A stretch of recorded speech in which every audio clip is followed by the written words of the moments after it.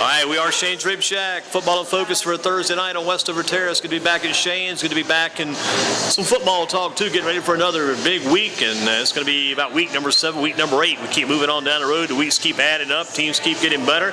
Got the Smith Golden Eagles coming in later tonight. Wrote down some notes on Smith today, Dennis.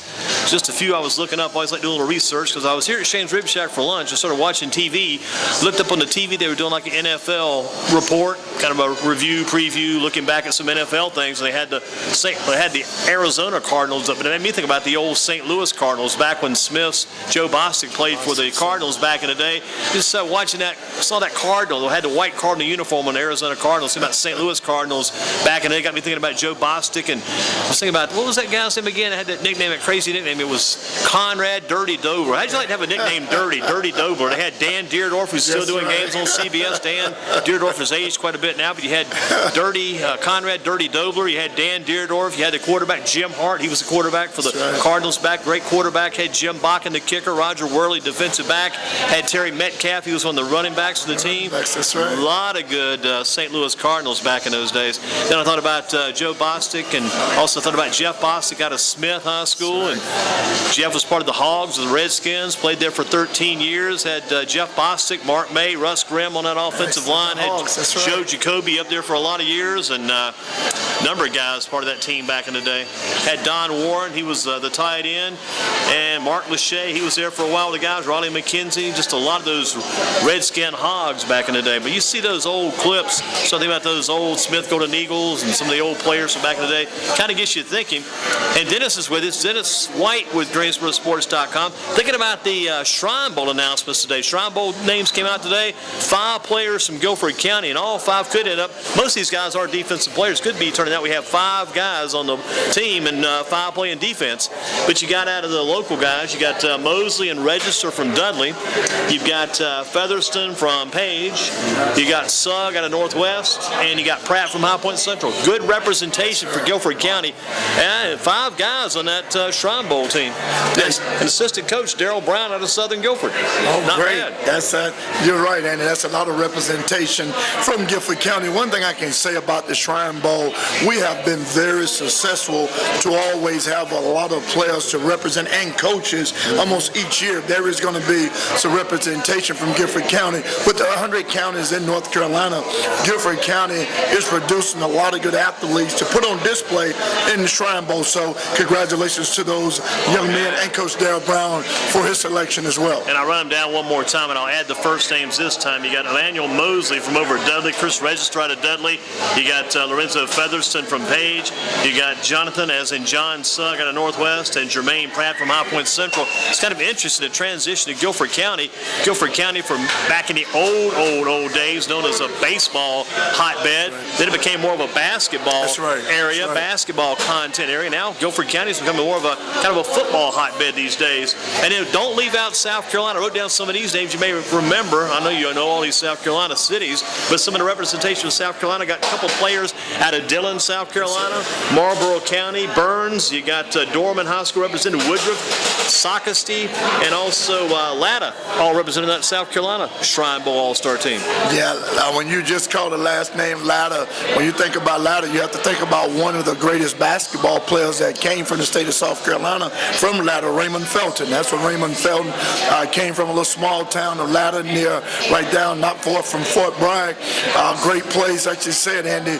You're finding a lot of great talent. South Carolina and North Carolina. South Carolina used to be known for basketball. That's right. And now football is a thing. North Carolina, as you said, has been a hotbed for basketball as well as baseball, Guilford County area. And it's amazing that how these kids in track is becoming a great sport, because a lot of the kids that you just call their names have made their debut on track teams and made their debut in other sports. So 2 sports now is not unusual for kids to be a superstar in. When you talk about Emmanuel Mosley, Mosley was one of my track stars at Harrison Middle School. He was one of the most athletic kids I've coached. I can't say he was one of the best, but he's one of the most athletic kids I've coached. He's a do-all. And when you look at Featherston, a lot of people are not giving him a lot of credit of his hustle, but I think Featherston will make a name for himself later eventually on. when he gets warmed up, it's kind of like the current issue facing Jadavian Clowney. Oh, yeah. down with the South Carolina Gamecocks. A lot of question marks about his current health, his current condition, whether or not he's coming up lame on his own, or if he's actually injured. That's just been a hot topic since last week. They had that press conference with Coach Steve Spurrier where he got on the player that got on Clowney, got real hard on him, and got on the guys that are working with Clowney, because right before game time is when they announced Clowney couldn't play. Coach Spurrier said, man, I've got to know earlier than this how this is working out here. You got to let me know a little bit sooner than this, not right before game time. Right, you're exactly right, Andy. And I read your article with clowning, and the thing about it, Clowning is one of those stars from the state of South Carolina. He's from Rock Hill, South Carolina, where he won 2 state championships. Yes, sir. So I hope that situation resolves itself. But you look at Clowning, you don't want to follow in the footsteps of another great Carolina player that was hurt, that broke his leg, Lattimore. So Clowney is trying to take the route out to make it to the NFL, but you still have to give 100% effort to your college. Yeah, you don't want to follow the other example of a North Carolina player people talk a lot about still to this day. They feel like he takes plays off, and that's Julius Peppers. He's been questioned for that for much of his career, about maybe play a couple plays on, couple plays off, take some breaks. Yeah, you're exactly right. I know one Carolina player never took breaks. That was Lawrence Taylor. Lawrence Taylor made a name for himself. He made some breaks, and he broke Joe Theismann's leg on Monday Night Football. He definitely made some breaks. And then, quite a player. Quite a player. Sir. He really redefined that linebacker position. Nobody forgets that number 56. Yeah, you're exactly right. He started out as a defensive end at Carolina. Yeah, certainly did. That's where he moved the linebacker. That's exactly right. You're 100% right.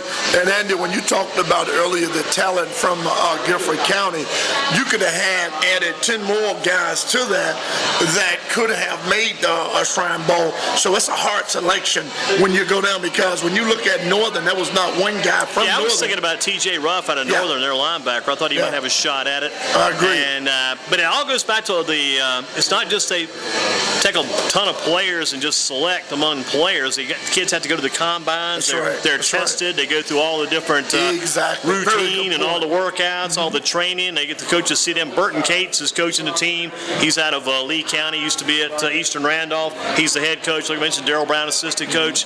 So they know these guys pretty well. They look them over pretty closely and go to all those. There must be about maybe 3 or 4 or 5 combines they go to. I know they had one of those, at Eastern Alamance. But congratulations again to Emmanuel Mosley, Chris Register, Lorenzo Featherston, Jonathan, as in John Sugg, and Jermaine Pratt all made the Shrine Bowl team as announced today. And that was kind of interesting, too, because I talked to one of the local representatives, Mr. Ivy, Lindley Ivy, with the Shrine Bowl, and he had sent us some information at GreensboroSports.com. So be sure you guys don't leave that at 1 o'clock. So I got that all lined up at GreensboroSports.com, got it inside the little package, got it all typed in, ready to go, and had that button ready for 1 o'clock, and 1 o'clock, publish, hit it right at 1 o'clock. Watch your clock close. Right. They don't want you to jump the gun, but you can't blame them for that. There's got to have certain restrictions, regulations when you run the big show like that. What about the big show coming up tomorrow night? You got Smith at Dudley on Friday night, and not a ton of hype about this game yet. It should be a very good game. Smith 3-3, having a very good year. In fact, later on we got some Smith Golden Eagle players coming in here tonight. Got Desmond Sturdivant coming in. His uncle was by here earlier. UPS want to shout out to Mr. Desmond Sturdivant's uncle, who's going to listen in tonight, and some others listen in later on. Plus we got going to have the quarterback in too. Christian Gardner's due in. Coach Kirkpatrick's coming our way tonight. Going to bring maybe a couple of other players with him. But Smith has really turned this thing into, I wouldn't say turn it around, but they've got it hit in the right direction. 3-3, and picked up a big win against Southern Vance last week. And the Golden Eagles playing good ball. I mean, last year I don't think they won a game, did they? Right, you're exactly right. They was 0-11 on last year. It's a big change. And coming in, you're exactly right, Andy. Coming in with a new coaching staff, and one of the things about the new coaching staff, 5 of the 8 come from Dudley Panthers. They was all Dudley coaches. Some guys you probably know too, right? Guys that I've coached against, guys that we've coached with, coached with. Yeah, you're exactly right. And so I'm all familiar with both programs. Being in the middle of Dudley and Smith, this is a big rivalry, no doubt about it. Doesn't seem like the heat's really turned up quite yet. I think there's so much respect between Coach Kirkpatrick and Coach Davis. This thing hasn't got to a heated stage yet, but it will about 7:30 tomorrow night. It has to. You're exactly right, Andy. You're 100% right. Right now, I want to say even kill, so to speak. But once you fasten that chin strap, and once the referees begin to turn their hand around, that clock begins to start. I'll tell you one thing. I was at a middle school game yesterday, and this referee is local ref. I think think he's probably ref football locally. Wayne Butler was there. Wayne's like a teenager compared to this guy. This guy Sarge, he doesn't look old. You've seen Sarge. He wears that cap. The thing Sarge loves to do the most is move that arm. He likes to blow that whistle and get that clock moving. You know, middle school football, those games are like a blink of an eye. It's so quick. That clock moving. You only got, what, 8 minutes and a quarter? It moves fast. The boy Sarge gets that whistle, and they'll get that arm moving. Let's get that clock running. Wow. Yeah, and Sarge. So you know Sarge, too. Yes, sir. Everybody knows Sarge. I think they do. You wear that white hat down, Sarge. He does. Perfect alignment, just like the Marine, I guess he was for many years. Sir. And once Sarge make a call, he stick by his call. Coaches can yell and ram. Even in flag football, I remember Sarge threw out a parent in a flag football game. Right. This is over in Ragsdale, one Saturday morning. In a flag football game. A parent was running and talking. Sarge said, "Nope, you got to go, and let's get the game." Sarge runs a tight ship. He runs a tight ship. There was a couple of parents yesterday in the Jamestown-Coronado game at Coronado, and shout out to Coach Bell at Coronado. Shout out to Coach Kurt. Don't remember Kurt's last name. Coach Kurt at Jamestown is from Wisconsin, near Green Bay. He's a huge football fan. Anyway, the referee had some of the parents that were standing behind the goal, right behind the goal line. He said, "No, you guys got to get." He kept moving. Got to get out of the way. You can't be right near the field behind the goal line. And finally, Sarge said, "If you stand behind that soccer goal and don't move, you're okay." Got those people positioned. Everybody likes Sarge. They just say he's going to keep things in order. And when you look, he was a heck of a wrestling referee too. Oh yeah, he still does that today. Yeah, he I would hate to be in one of his matches because you're not going to get a chance. If you get in any stalling situation, you're not moving in wrestling. That Sarge is going to probably kick you in the rear end and tell you to keep going. He run a tight ship. You're talking about a tight ship. It's a tight ship. I'd love to be at a football game calling the game when the Sarge was there, because you know if that game starts at 7:30, you're going to be done by probably 9:30. He's going to keep the clock running. He's going to keep things in order. And when you look at order, this rivalry has been nothing but an orderly rivalry between two schools, a backyard brawl. And Andy, I know you remember this well. It was a hot day last over at Smith. I do remember that one. A hot Friday night at Smith. Sure was. And I know you remember you, myself, and Big Jim Motlin was in the booth. And 2010, both teams 5-5. Dudley comes over to Smith, first play of the game, 80-yard touchdown pass from Cody Davis to Quinn Abel. And that turned that whole tide of that game. And you said it, Andy, that this game is going to be changed now. And Dudley could not get a hold. Gaylord could not get anything for that stifling Smith defense. And Smith won that 20-0. And that was one that a midget couldn't fit in the stands. And so these teams bring a lot of, as you said, and a lot of community rivalry. And a lot of people you're going to love Dudley, and you're going to love Smith. That's one of the good things about Dudley's stadium renovation. They used to occasionally have it at NCA&T or maybe even at Grimsley on a Saturday night. But the way it's set up now, able to bring it back home onto the Dudley campus to keep all the money right there without having to pay any kind of lease out or anything. But it's a good thing they got it back there. And like you say, they can really pack them in for that game. Yeah, you're exactly right. And you brought up one venue that they played that I know Smith don't ever want to go back to Grimsley, because that Saturday they played at Grimsley 56-0. That was a crazy game. That was a game.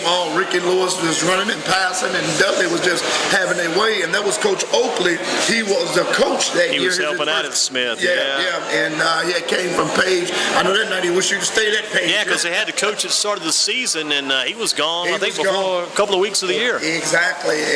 Coach came in from Virginia with the principal, Mr. Rogers at the time, Dr. Rogers at the time.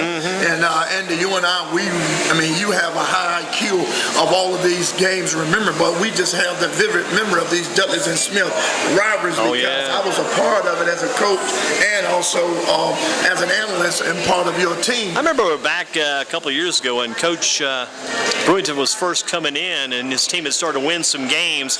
That first year, second year he was there when they finally started winning. They played him in the regular season, and that's when Jeff Sims came on board and started showing some life. Got in that playoff game, and Smith actually gave Dudley a game in that playoff on that Saturday night. Yeah. That was a Saturday night game too, by the way. Saturday night game, you're exactly right. And then that Friday night that when we played Dudley, I was special team coach, and in the halftime, going into halftime, it was 7-7, and so we had to punt the ball, and we begged the punter, Fernando, to keep it away from David Emerson.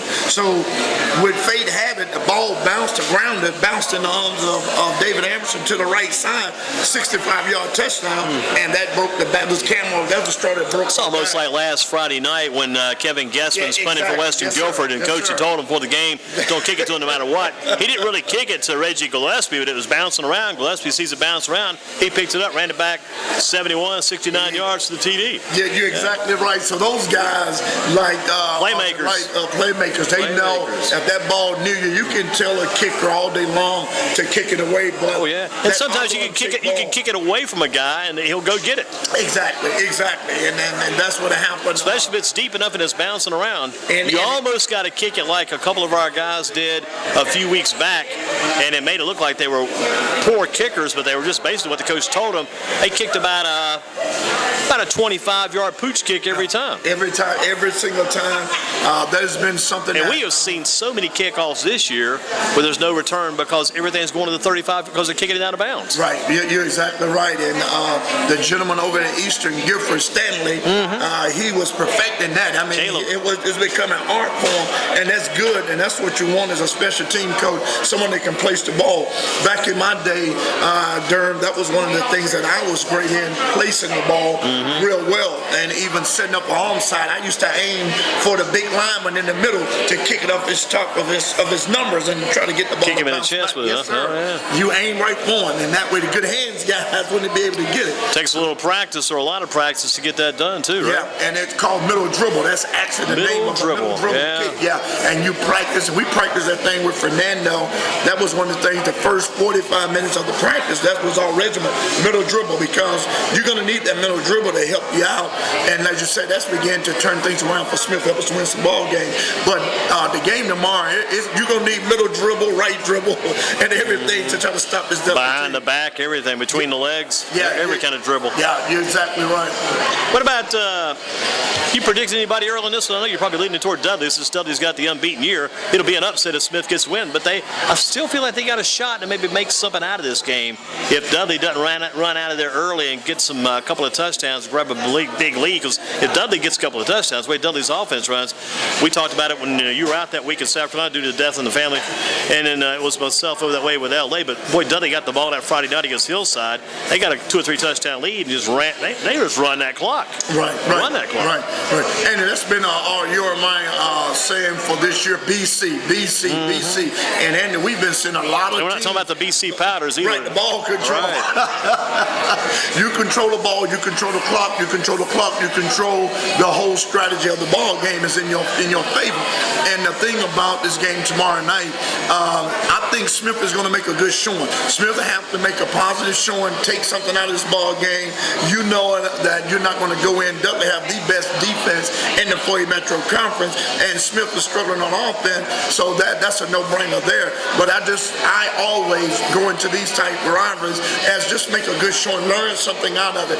Go in this ball game, go in knowing that you're going to play a good ball game. Yeah, let's go into it, play a good game up to about three quarters game, and just if we get in that position, maybe we're around there late in the game, let's just kind of keep it, and all of a sudden next thing we're there, let's go ahead and see if we can't steal one. You're exactly right. What do you think's been clicking for Smith on offense and what you're hearing about this year? Don't know a lot because the news and record, some of these games with Smith I guess have run late or whatever, but I haven't seen a lot of print in the news record about Smith's box scores after the game. But can you tell us what you've been hearing about how this Smith offense has been clicking? What's working for him there? Yeah, and what is making an offense click? The defense.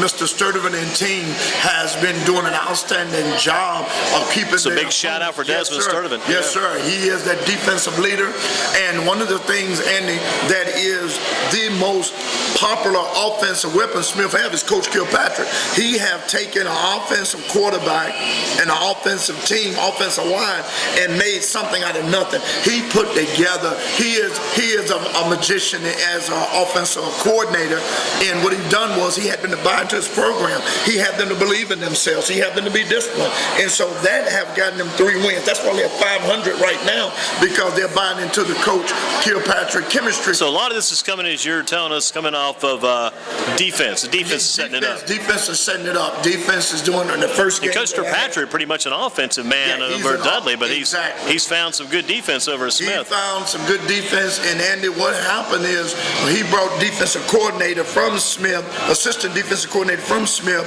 to be his defensive coordinator, and so the defense could keep teams from scoring, and then they give Coach Kirkpatrick offense an opportunity to put some scores up, because if your defense can keep your offense on the bench for 2 or 3 plays, and your offense not doing anything, that's what the case used to be for Smith. But now the offense have found a lot of chemistry with the coach. They run a lot of plays. Now, Andy, here's the thing. It's going to be a mirror tomorrow night, because everything that Coach Davis have done in the past, it have come from who? Coach Kirkpatrick. Yeah, that's right. So everything Coach Kirkpatrick have done, it came from the defense of Coach Davis. So it's going to be a mirror tomorrow. They're going to be a chess match. 2 chess masters going to try to stop each other. And I think ultimately in that chess match, Dudley's going to outpower Smith. So you're saying right now for Smith, the best offense is a good defense. Exactly. You are 100% right, because, Andy, you have told me earlier that Dudley offense in and start with Emmanuel Mosley. And you know one thing about Coach Kirkpatrick, he's the one that set up that offense for Dudley, and he knows the offensive scheme. So Dudley have to go back this week and change up almost everything they've done. So now you're going to give your players an opportunity for a week to make a change on what's been working for them all year. So this going to be interesting as well. Got to come up with some different options, like you said this week. Yeah, you got to go in and kind of some the people that break it down say some new wrinkles for Dudley going to have to be shown. Yeah. And if not, Mr. Sturdivant and his defense may have a chance to keep this thing close, because Kirkpatrick know exactly the offensive set, because hey, this was my offensive set. It's almost like they're so it's kind of some ways with Coach Kirkpatrick this week, he can kind of be like a defensive coach to help out, because he's coaching against the old offense he put in place. Yeah, you're exactly right. Yeah. It's almost like I'm giving you the directions I wrote, and if I change one street, you may not go to your destination. That's true. And so this is what it is, and it's going to be very interesting. What about this game? Also, another big game this week is going to be Southeast at Page. Southeast rolls in 6-0. Page is 3-3. Southeast off to a very good start, but they haven't played a real tough schedule as of yet. That's been the question about Southeast. Not a real tough schedule. Page has played some pretty tough opponents. They're 3-3. Page has got Jalen Gavin. We know Jalen Gadu just got the Guilford County Rotary Club's Bob Sawyer Player of the Week award this past week, and they're rolling on. They were off last week. Southeast played Salisbury, I think it was last week, just blew them out. Southeast playing good, but what about Southeast at Page? Southeast usually plays Page the last conference game of the year. They don't usually play them in the very beginning. Use this the very last game on the schedule for the conference games. This year it's coming early. Southeast big test tomorrow night. What do you think? I think Page is going to be prepared, because Page have played Butler, Easter, Sight, and High Point Central. Those teams are a lot high caliber teams versus the Southeast. So Page has been preparing by receiving 3 losses to the top teams. So I think Page have enough experience and have played enough and have enough going for them that they can be able to handle what Southeast is going to bring, because this running game Southeast is bringing, they faced that against Butler. The running game they're bringing, they faced that against Jamal Mack and High Point Central. East Recite, a great defense. So Page have faced some tough foes versus Southeast. So when you face a lot of tough foes, you're preparing yourself for a game like this. I think this is going to be the momentum change for Page. I think Page is going to edge them out, because Page have been there already and faced these tough opponents, and Southeast haven't faced any tough opponents. One thing Southeast has got, though, you can't take this away and you can't change it because the weather's too cool to change it now, but they've got some big offensive linemen, and that guy 356, other guy about 300. They're not going to lose too much weight between now and tomorrow night with the cool weather we've got these days. But you look at Southeast, they've got the confidence. They got a lot of seniors on that team. This is their best chance ever to beat Page when they play tomorrow night over at Marion Kirby Stadium. Going to be a very interesting game there. Very interesting game. I agree with you. If Southeast wins that one, they got a full head of steam. If they lose that one, that's going to really be deflating them a lot. They're going to really cut a lot out of them. If Page wins that, then Page is going to say, hey, try to do the same thing we've done the past several years, win the conference championship, try to win it again. That's right. Yeah. That's right. But I think that, Andy, and one thing is going to be a very close game. And I think that if you get into a close game with Southeast, the BC is going to be the big thing, ball control, because they have a three-headed monster. Yeah. And if Page can some way contain the three-headed monster, because we know Southeast have tried to develop a passing game. Actually got about a four-headed monster. Four-headed monster, yeah. You've got McVay, you've got Yeah, Turner, but you've McVay got come Moore, and exactly you've got right. Boswell too. You got four of those dudes back there. Yeah, For so Southeast, you're got four exactly strong right. running backs. Tough. When you add Boswell in the mix, Boswell showed us against a weak Southwest defense that he can come in and cause havoc as well. So very good point. Very good point, Andy. So Southeast, it's going to be a great game. But I think the one I'm looking at the edge to Page is they've already played a tough I think schedule. Page has played a tougher group of teams already. Yes, sir. What about this High Point Central East Forsyth game? That's a big one too. That's in High Point. East Forsyth rolling along at 6-0. High Point Central's dropped 2 one-point games. That's why they're 4-2. They got beat 14-13 by West Forsyth. Got beat by Page 34-33. Central's got Jamel Mack, who's just having an outstanding year. They got Jermaine Pratt just named to the Shrine Bowl team. East Forsyth, they're loaded also. But that's going to be a big game. If High Point Central can pull off a win there, that's going to turn their conference upside down and make it a bona fide three-way race between East Forsyth, High Point Central, and Northwest, and maybe even Ragsdale. They could get back into it. But definitely a bona fide race between those top three in East Forsyth, High Point Central, and Northwest. Yeah, and the Simeon Stadiums have been a friendly confine for High Point Central. When they're at home, they do an outstanding job. They started at home against Andrews. That crowd from High Point has a way of pushing the Bisons. The Bisons have been very successful at home. And the thing about what East Forsyth is bringing in, East Forsyth bring in a running game like no one has seen in a while. High Point Central hadn't faced an offense like they faced East Forsyth yet. Page offense wasn't spectacular, but Page was able to edge them. High Point Central didn't keep the lead. They had the lead for a long time, and they gave up the lead. That's unlike Coach Jones. Yeah, because Pratt returned a couple of punts for touchdowns and grabbed another touchdown to go with it. Yeah, and I'm looking at the scores, and I'm thinking that, they got this thing won, and then all of a sudden, the tides turned. Page hadn't been a team that turned tides, because we saw in the Northern game, they tried to come back right at the end, but it paid big dividends for them against High Point Central. So whatever Central failures were in the last quarter, it can't be that way against a tough East Forsyth offense. It's going to be a tough game there. Got some big ones tomorrow night. Smith at Dudley. You got Southeast at Page, High Point Central at East Forsyth. And some other things to look at tonight. Where Smith Golden Eagles on the way in from over off Holden Road. They're headed this way. We got coming in tonight, Mr. Sturdivant coming in, Desmond Sturdivant. Dennis has talked about him already. Got their quarterback coming in tonight as well. So a good group of Smith Golden Eagles here. And coach coming in as well, Antonio Kirkpatrick, former Page quarterback. He was the offensive coordinator at Dudley, now takes over at Smith. A lot of football in his mind. What about on the minds of these Tar Heel fans? You got to see T.J. Logan for the first time last Saturday, and I didn't see it, but I got to listen to it, and I saw some video highlights later. Most of these Tar Heel fans, though, like what they saw from T.J. They've been waiting, but the fifth game, I guess, or fourth game into the season, they finally saw T.J. He looked good. I just hope we see more of him in the future. He looked pretty darn good last Saturday. Got to give him credit. Yeah, I didn't get a chance. My son called me and said, "Daddy, T.J. Logan, T.J. Logan." And so I'm like, and I didn't get a chance to sit, and I tried to go back and watch some of it. But yeah, I think that when you look at the offense that Fedora runs at Carolina, T.J. Logan is the missing link. You and I saw T.J. Logan in there like no one ever seen him, with 8 touchdowns at the end of his high school career, and everybody was like, "Yeah, this is the man. He's going to be a true freshman. He's going to be the freshman that Carolina need to insert." But when you try to replace Giovanni Bernard, no one was looking for Logan to be inserted to be another Giovanni Bernard. But Logan can cause a lot of good things to happen for your football team that you can't find a win, you can't find an offense.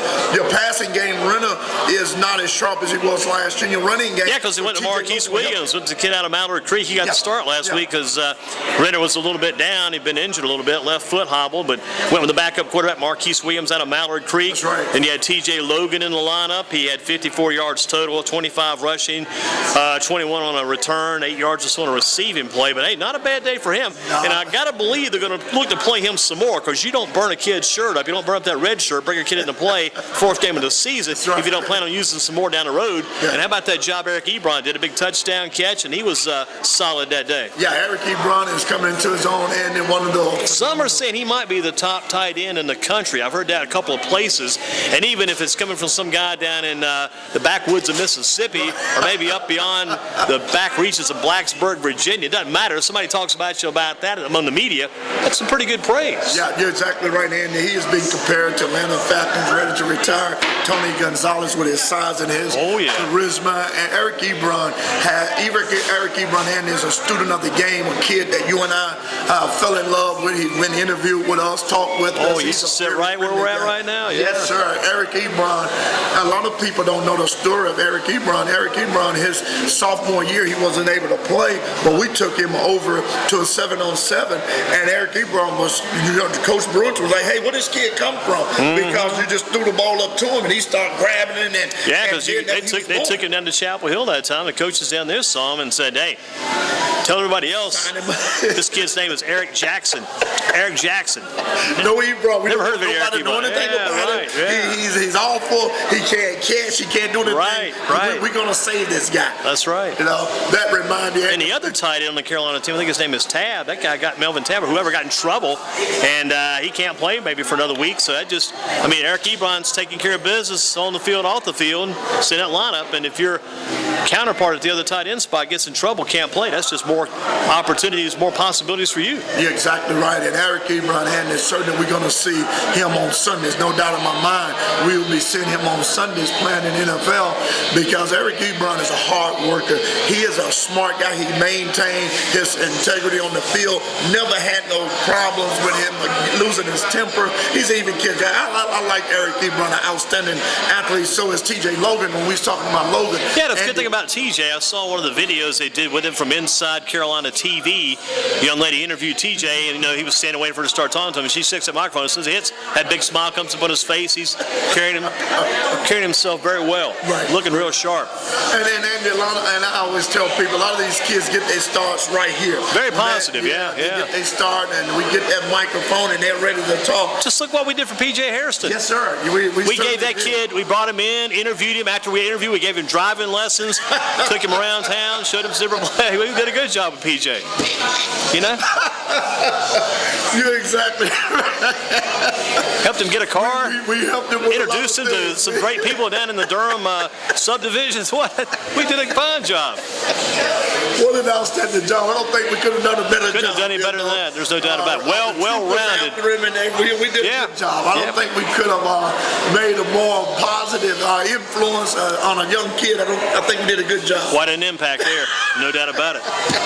No. But speaking about our area, some players that are doing pretty well. David Amerson going to be playing on Sunday Night Football, national TV, with the Washington Redskins, starting defensive back against the Dallas Cowboys.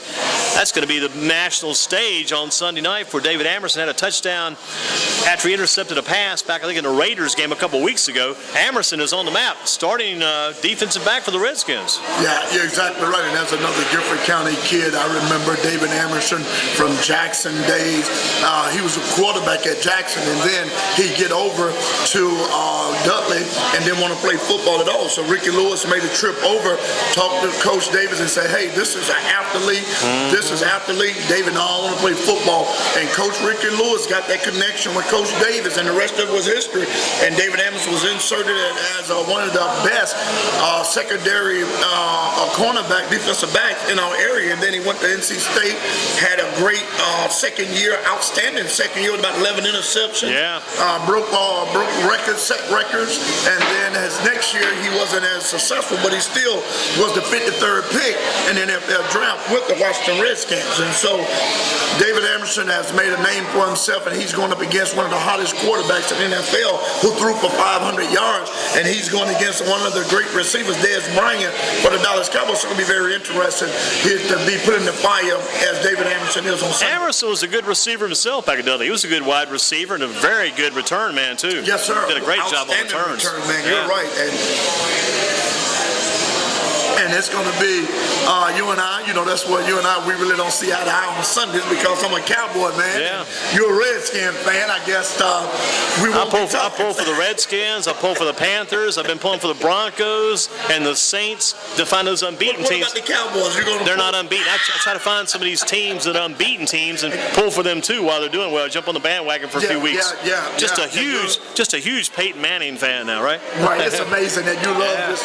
Peyton Manning is all Andy Durham. Peyton Manning Right now he is. That's a good combination. Just a fine situation for John Fox, who got run out of Charlotte, quick, ends up with Denver, and all of a sudden everything's going his way. Right. Everything falls into place. Yeah, you go from the Queen City to the Mile High City, and I think the Mile High City has put him on a high, you know.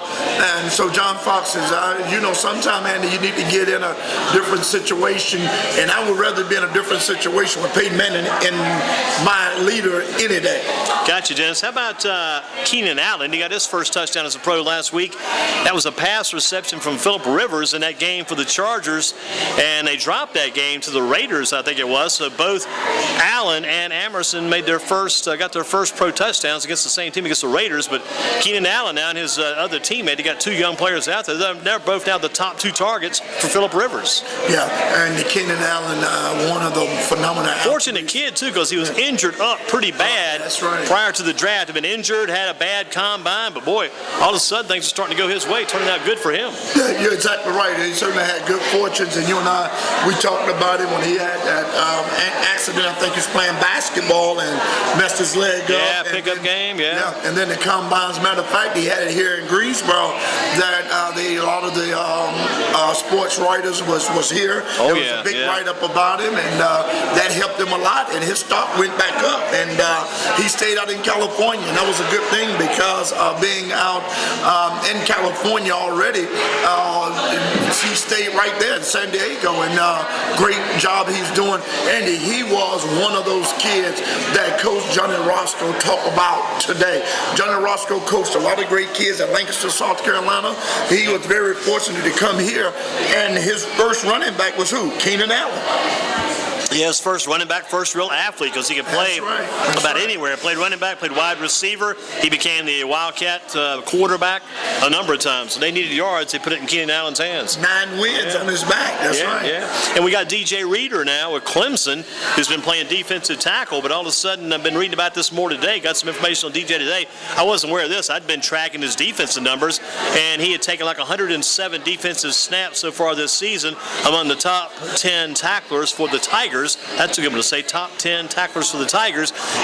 DJ Reader out of Grimsley, but he's also now a fullback for the team. They put him in on plays for a fullback. He's not carrying the ball any, but doing some big-time blocking for Clemson. So DJ Reader, he played some running back, played some fullback for Grimsley his junior or senior year where Coach Correa was there. But now Coach Dabo Sweeney's got him in the backfield, and he's serious about it. So the best thing he had about it, the fact that he didn't have to really look. He wanted to get a big man back there, get a big, heavy guy in the backfield, one of his lineman-type players. But he wanted to get somebody back there, maybe had that number that fit the 48 number. I always wonder, he's wearing number 48 playing defensive line, but it works perfect for defensive line and fullback. Everything falling into place for DJ Reader. Coach is very pleased by the way he's working the backfield. Yeah, you're exactly right. And I remember our last interview at Grimsley, upset page, and DJ Reader talked with us, and you asked him, have you made a decision? Have you made a decision? And his dad was standing in the background, and that time it was between Maryland and Clemson. We just knew he was going to Maryland. We just knew he was going to Turpin. And then his dad whispered to us and said that Clemson is offering him to play some positions. So nobody knew what positions it were. So I guess Clemson at that time, Dabo Sweeney probably was saying that we can utilize you here, here, and here. And finally it's coming to pass that he's proven himself. And that's an outstanding job, DJ Reader. He's doing good. And then we can't forget about the two guys come from Western Gifford. South Carolina, the Stanley brothers. Very well. That I looked, and here he was center, and he was a player of the week. So the Gifford County kids on both levels, Saturday and Sunday, is doing an outstanding job. Yeah, we mentioned TJ Logan already, and James Summers is having a solid year down in Mississippi, down at his Hines Community College. You see that number 18 on their website. They're going to have any photos up there, any video. It's going to be on number 18. James Summers still got that same high school number. Had 3 touchdowns in the game last week. I think their record's either 4-2 or 5-2, but doing real good down at Hines Community College, James Summers. And also, we already talked about those kids that have been picked for the Shrine Bowl team. It just kind of shows shows you that the transition in Guilford County may be heading away from basketball just a bit and really getting big-time focus on this football. And that's why we got this Football in Focus on Thursday nights to talk about these kids, and they're showing up real well. Yeah, they're heading from tobacco road to football road, so to speak. And the good thing about the kids from Guilford County, it is such a competitive sport. Now, football is so hard to even get in the starting lineup now. Oh, yeah. Usually you had everybody want to play basketball, everybody want to play baseball, and so football, you go out there and they just let you play. But now, it is hard. Now, some football teams have 100 players, 50 and 60 players. I think Smith might have had about 88 tryouts. Exactly. I looked up your number. I went back to your 15 minutes with 15 schools in 15 days. Went back to that day and did a little review on what you did when you were interviewed prior to the season. Looking, I think Smith might have had 88 out there. That was pretty good. Pretty good for Smith. Yeah. Yeah, you're exactly right, Andy. That is, and then you heard the coach over at Coach Robinson was saying 600 students at the school, and we was only 60 was playing football. And next year for Eastern, you and I joke he might have half of that student. He might. Yeah, we were talking about the fact if you had tryouts the following Monday after if they go 7-0 tomorrow night, they get another win. You have another tryout session maybe Monday. You probably have 100 kids show up for that team. Yeah, exactly right. And Andy, we heading into a break. Yes, sir. Right now, as the Golden Eagles. And I've got some more things to talk to you about later, Dennis. I'll save these for the tail end of the program. But I'll come back to you later on. We're going to get ready to go with the Smith Golden Eagles right now. Taking a break. Football and Focus.